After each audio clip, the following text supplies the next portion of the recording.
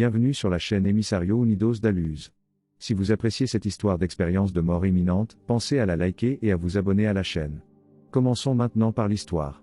Le récit suivant peut ressembler à une histoire fantastique, mais je vous promets que c'est quelque chose que j'ai vraiment vécu. Je suis né dans le Mississippi au début des années 1970. Quand j'étais petite, j'ai été adoptée par un couple qui semblait sympathique au début mais qui s'est ensuite révélé violent. La nuit, je pleurais et implorais Dieu de m'emmener. Je savais que je n'étais pas vraiment recherché par mes parents adoptifs, ni par mes parents naturels, qui m'avaient initialement proposé à l'adoption. Mon père adoptif a continué à me battre pendant ma première année de lycée, et quand j'ai finalement décidé de me défendre, j'ai tellement battu mon père adoptif que la police a été appelée. Cependant, la police n'a pas voulu entendre que j'agissais en état de légitime défense et j'ai été accusé d'agression, puis condamné par le tribunal à passer 6 mois en détention pour mineurs. Après mon séjour en détention pour mineurs, j'ai été récupéré par un travailleur social et placé à nouveau dans une famille d'accueil, car mes parents adoptifs ont décidé qu'ils ne voulaient plus de moi. À cette époque, je demandais à Dieu quel était mon but sur terre et ce qui, chez moi, semblait attirer le mépris et l'inimitié des autres. Le jour de mon 18e anniversaire, on m'a dit de quitter le foyer d'accueil et je n'avais nulle part où aller si ce n'est vivre dans la rue. À cette époque, j'étais plein de colère envers le système qui ne semblait jamais représenter, défendre ou se soucier de mon bien-être, et c'est à cause de cette indignation et de cette apathie que j'ai décidé d'abandonner mes études secondaires. Je vivais dans la rue et je me livrais à des petits larcins pour pouvoir me procurer de la nourriture. La nuit, je m'allongeais sur le sol dur et me couvrais d'un journal pour essayer de rester au chaud. Vivant dans la rue, les gens me crachaient dessus, me traitaient de paresseux et me faisaient des critiques similaires. Il y avait des moments où j'avais faim pendant quelques jours à la fois et je consommais de l'alcool ou des drogues pour essayer de me sentir mieux, même si me sentir mieux n'était que pour les instants les plus éphémères. Je ne me souciais pas tellement de ma santé et je pensais que si Dieu lui-même ne se souciait pas de moi, pourquoi devrais-je prendre soin de moi ? Il ne m'a pas fallu longtemps pour devenir accro à ces drogues, et ma nouvelle habitude est très vite devenue coûteuse. Et c'est à cause de mon besoin de satisfaire mes envies de drogue plus fréquemment, ou avec des doses plus élevées, que j'ai commencé à voler des choses plus précieuses ou à voler plus fréquemment. Le jour fatidique de mon empoisonnement, peu après m'être administré la dose, j'ai commencé à avoir des spasmes et à vomir. C'est enfin fini, ai-je pensé alors que mon corps commençait à s'arrêter. Je me suis dit que j'allais enfin vers un lieu de paix, ni le paradis ni l'enfer, d'ailleurs, puisque j'avais cessé de croire que l'un ou l'autre endroit existait, mais plutôt vers un lieu d'obscurité et de néant. Je me souviens que mon corps a cessé de spasmer et je me souviens de l'effusion de paix qui m'a submergé et m'a rempli. Puis soudain, je me suis retrouvé à parcourir 1 million de kilomètres par seconde à travers un tunnel sombre, puis ce voyage à travers le tunnel s'est terminé brusquement dans l'obscurité du vide. Dans ce vide, je me sentais si libre d'explorer et je me sentais libre de la douleur que je portais dans mon cœur. Dans le vide, je n'ai pas éprouvé de joie, mais je n'ai pas non plus éprouvé de tristesse. Le vide était pour moi un endroit extrêmement paisible, même si de temps en temps j'avais l'impression que quelqu'un m'observait. Je ne sais pas depuis combien de temps j'étais dans le vide lorsque j'ai recommencé à parler à Dieu. Pourquoi ma famille m'a-t-elle rejeté, alors que j'étais un bon enfant ? Pourquoi n'étais-tu pas là pour moi ? J'ai demandé. Je voulais faire la paix avec Dieu et je voulais savoir que, malgré les souffrances que j'endurais, tout ce que je supportais était pour mon plus grand bien. Je voulais savoir que Dieu m'aimait. Pendant que je demandais des réponses à Dieu, je sentais tout le temps que quelque chose m'observait. Pourquoi est-ce que je dérange ? Ai-je demandé rhétoriquement, revenant à des sentiments aigris lorsque les réponses à mes questions n'étaient pas disponibles. Dans une amère résignation, j'ai renoncé à poser des questions, et c'est à ce moment précis que j'ai commencé à entendre la moindre voix. « Ouvre-moi et laisse-moi entrer », répéta la voix. « Je ne peux pas t'arrêter, alors autant entrer », répondis-je. Ensuite, j'ai observé un point de lumière s'approcher à une vitesse incroyable, et cette source de lumière est devenue visiblement plus grande à mesure qu'elle s'approchait. À mesure qu'elle s'approchait, la lumière illuminait le vide de la lumière la plus brillante, le transformant en un lieu de lumière. J'ai trouvé la lumière si brillante que j'ai dû plisser les yeux, mais je n'étais pas opposé à être en sa présence parce que la lumière était accompagnée d'un amour majestueux, énorme et intense, un amour que je n'avais jamais eu auparavant ni auparavant. Depuis expérimenté. L'amour était si intense qu'il avait l'impression d'enlever les ténèbres qui m'enveloppaient et était devenu comme une coque protectrice. Le pouvoir de cet amour était si écrasant que tout ce que je pouvais faire était d'accepter la transformation qu'il avait déclenchée. Alors que mes yeux s'acclimataient lentement à la lumière, j'ai vu les silhouettes de 2 êtres très grands, et à mesure que ces êtres s'approchaient, j'ai pu voir qu'ils étaient vêtus de robes nouées avec une ceinture. L'être à ma gauche apparaissait comme Jésus sur les photos qui ornaient les murs de la chapelle que je visitais. L'être à ma droite, cependant, était beau d'une manière qui dépassait de loin ma capacité à exprimer à quel point cet être était beau. « Qui es-tu ? Et où suis-je ? » ai-je demandé nerveusement. « N'aie pas peur, mon enfant. Vous nous connaissez tous les deux sous de nombreux noms. » Ce bel être à ma droite a répondu. « Vraiment ? Je vous connais tous les deux. » « Je ne pense pas, répondis-je timidement. Samaël, Satan et Lucifer ne sont que quelques-uns des noms sous lesquels les humains me connaissent, a déclaré l'être de droite avec vanité. Mon enfant, tu m'insultes aussi de nombreux noms. Yeshua, Jésus-Christ, le Messie, a déclaré l'être à ma gauche. Si vous êtes tous les deux ceux que vous prétendez être, comment pouvez-vous supporter d'être en présence l'un de l'autre? J'ai demandé.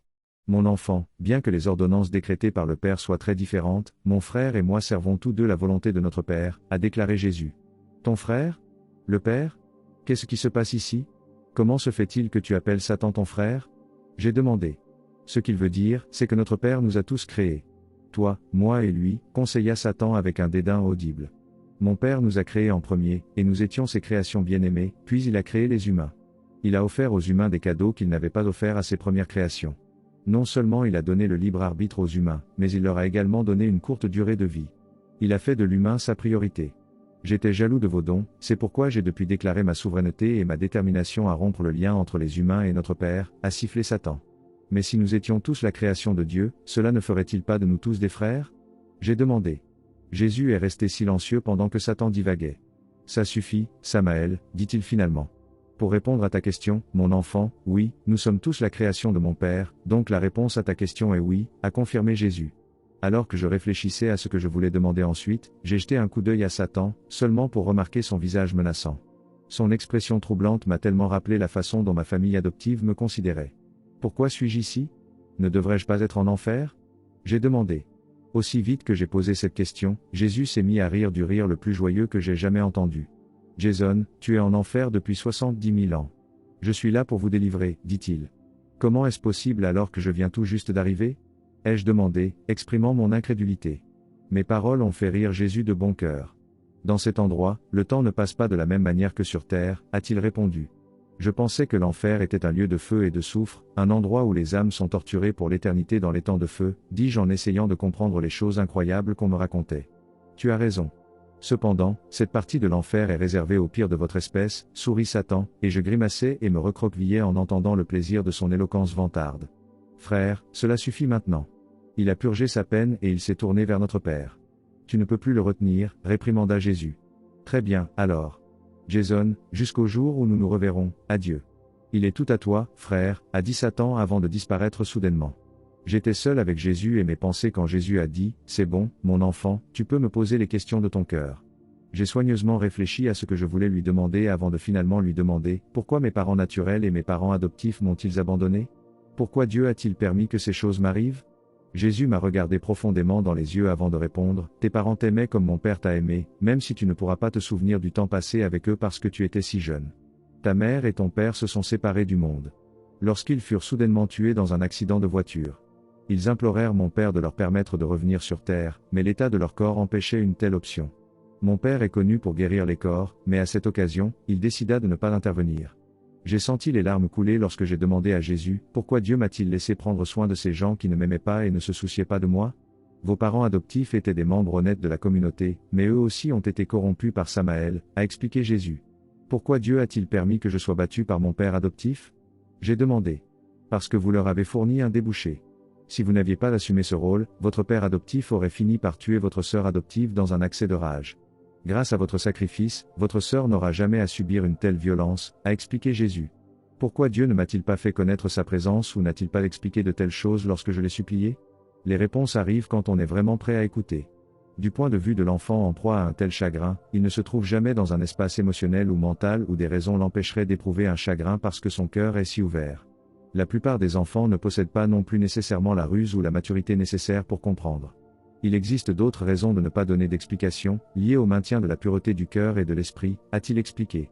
Je pouvais comprendre ce qu'il disait, mais je ressentais toujours le poids de ma douleur et de mon chagrin car, au fond, j'étais toujours cet enfant blessé. Jésus a écouté patiemment pendant que j'exprimais mes frustrations, et quand j'ai eu fini de m'exprimer, Jésus s'est avancé et m'a serré dans ses bras. Si quelqu'un savait à quoi ressemblaient le chagrin et la trahison, c'était bien lui, pensais-je. Au bout d'un moment, Jésus m'a libéré de son étreinte et a déclaré, « Jason, il est temps de retourner à ta vie terrestre. Tu t'es assez puni. Pourquoi dois-je retourner sur terre? Il n'y a rien à espérer à part peut-être encore plus de prison, ai-je dit. Viens marcher avec moi, a-t-il dit, et c'est à ce moment-là que nous avons commencé à marcher. Cet endroit éclairé par la lumière s'est soudainement transformé en un paysage de jardin magnifique et luxueux de différentes couleurs, et c'était comme si un rideau l'avait caché tout le temps. Pourquoi dois-je revenir? J'ai demandé. Parce que tu as encore beaucoup à faire dans ta vie sur terre. Les choses s'amélioreront, tu verras, a-t-il répondu. Jésus m'a donné une vision de mon avenir et j'ai pu voir à quoi je pouvais m'attendre si je devais revenir. Malgré mes réticences, j'ai accepté de revenir, et aussitôt que je l'ai fait, je me suis réveillé dans mon corps, à l'arrière d'une ambulance. L'ambulancier qui était assis à côté de mon corps à l'arrière de l'ambulance a crié « Reste avec nous, gamin, nous y sommes presque », a rassuré le chauffeur. Est-ce que je suis mort? J'ai demandé à l'ambulancier. Oui, vous avez fait une overdose et vous êtes mort, a-t-elle répondu. Les médecins m'ont testé pour savoir comment j'avais pu revenir à la vie après avoir été mort pendant près d'une heure, et ils n'ont pas compris comment j'avais pu revenir à la vie avec un fonctionnement cognitif normal. À ma sortie de l'hôpital, j'ai été accusé de vol, mais grâce à la sympathie du juge, je n'ai pas eu à passer du temps en prison. Néanmoins, je n'avais nulle part où loger, mais c'est une gentille dame que je connaissais depuis l'enfance qui a décidé de m'accueillir. Elle a été la première personne à qui j'ai parlé de mon Amy, et c'est à ce moment-là que je lui ai expliqué ce que Jésus avait dit. M'avait expliqué ce qui était arrivé à mes parents naturels, ce qui lui avait fait comprendre que je n'étais peut-être pas fou après tout. Elle a été la première personne à m'aimer vraiment et elle m'a aidé à obtenir mon diplôme et à demander des bourses pour pouvoir fréquenter l'université. Elle était là lorsque j'ai obtenu mon baccalauréat, plus tard lorsque je me suis marié et lorsque ma femme et moi sommes devenus parents. C'était la femme que j'appelais maman et l'ange de ma vie. Il m'a fallu un certain temps pour comprendre pourquoi je devais subir tout ce que je faisais. Les parents adoptifs que j'ai eus autrefois sont allés en prison pour maltraitance sur enfants, et j'aime penser que j'ai protégé ces enfants en étant le bouc émissaire de leur maltraitance lorsque je vivais avec eux. Je voudrais terminer en disant que peu importe avec quelle intelligence Satan conspire contre nous, il ne peut pas nous empêcher d'invoquer Dieu au moment où nous en avons le plus besoin.